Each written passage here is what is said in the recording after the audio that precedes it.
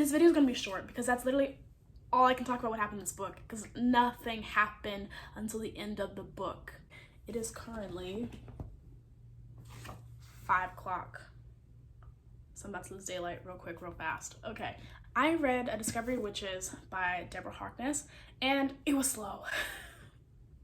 It was slow, and I was just dragging it along. Luckily, I did it via an audiobook. Thank goodness for Amazon and for Audible for taking up my credit card every month and billing me the $15 to get the credit to read this book. We take forever to ground our characters. Oh my goodness. Like, I think halfway through the book, we finally are like, okay, these two are in game, like it's destined, yada yada, okay, cool, great, dandy. And then of course, we have our characters that are not allowed to be together because it's a forbidden love, ha ha ha ha. And we have to go to a different country on a plane in the middle of the night to avoid getting killed, eradicated, cool, great, dandy. Even then, I was like, okay, what is the purpose of being in France when we're just gonna get captured and almost killed to death?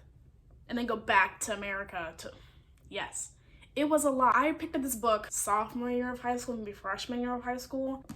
We have our main protagonists, Diana and Matthew, and Diana is a witch who has turned her back on her culture and says, I want to be a witch. I just want to get my PhD, whatever I want to do, and call it a day, and that's it. And then we have Matthew, our residential vampire and brooding type, Edward Cullen, who falls in love with Diana and vice versa. Matthew is older than dirt. You thought Edward Collins was old? No, honey. Matthew has lived through the rise of Rome and the fall of Rome and the rise of Constantinople. He's seen it all and been through it all. Even met William Shakespeare. Goodness gracious. Let's discuss the plot of this book. About 2/3 of this book is us building up the romance and the ambiance of what Matthew and Diana have together. And literally, it's like the last 200 pages of this book where we're finally understanding what is going on at all. Again, it's so slow, and I did not know what was happening in this book whatsoever. And this book came out in 2012, 2013. And when I look back at Twilight, I can see similarities to Twilight. I Discovery of Witches is Twilight, but with witches, however, with the better plot. Yes, you heard that correctly. Even though I gave this book a 2 stars and highly considered DNFing it, it is still way better than Twilight.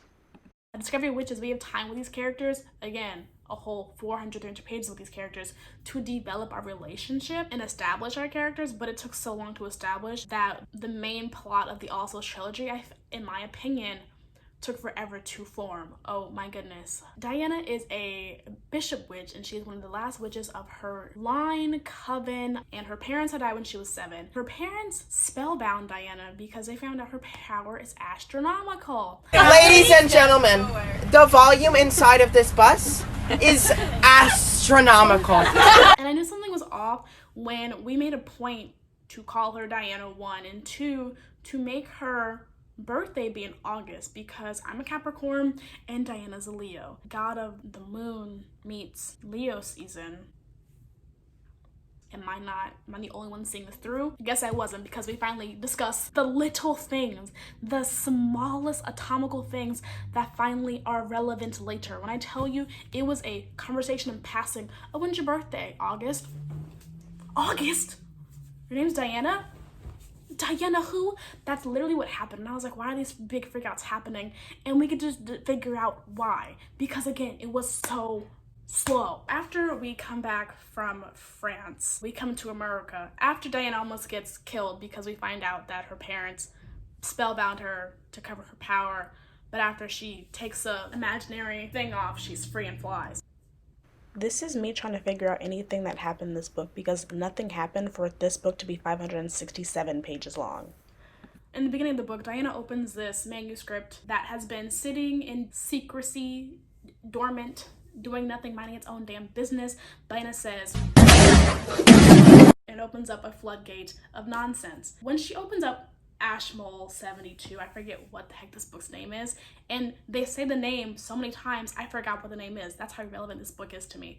I open up the book and it draws all the creatures to her place of employment, and from there on out it's just this whirlwind of trying to make sure Diana is safe. At the end of the book, we see Diana protecting herself a smidge, but that's at the end. And that's even when she hesitated, only to save her man's life. I'm like, no, protect yourself first, then worry about your man's, okay? He's a whole vampire who has lived for 15,000 years. He will be okay. So after we made it clear that the vampires and witches are not allowed ever to mix romantically or sexually, we have this subplot of this book to make sure Diana's safe. So they go to France, they almost get killed, so they go back to America. And in America, they had this weird house that keeps secrets that her mom wanted to keep from Diana, and the house essentially said, when you're ready, you'll know. And then she knows that her destiny is to have a baby, and that's it, because we love misogyny. For the most part, I like the moments that we had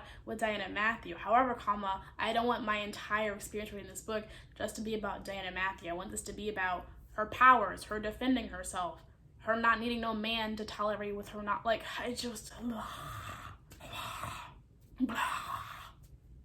I don't know. I read it, I wasted all that time with that audiobook for everything to have happened in the end of the book when I could have just read the ending of the book. I thought I was getting action-packed adventure. I thought I was getting witchy woo-woo, plus some historical stuff, plus some college stuff. No, she has her whole PhD. She's done with college. Here she's just self-educating herself and researching for her own benefit.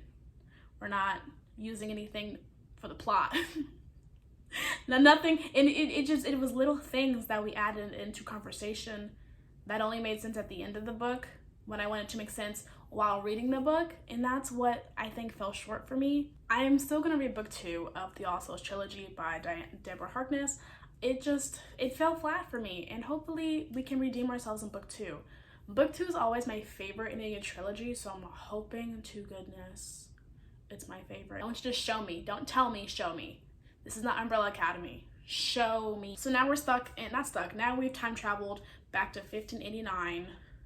We're gonna meet some Shakespeare, we're gonna meet the Queen, we're gonna learn how to use our powers, maybe have a baby along the way, maybe. Maybe I'll watch the show. Maybe the show was better. Maybe the show executed it better than the book did.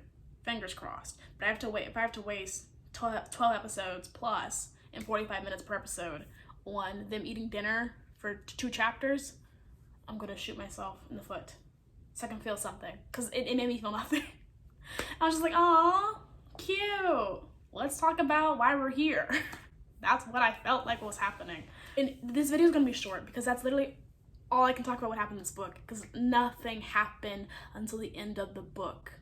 This video would be 17 minutes long if something happened. Nothing really happened. Hopefully my next video will be longer. Hopefully. So now I have to go edit 3 videos now. Thank goodness I filmed today. I will catch you next time.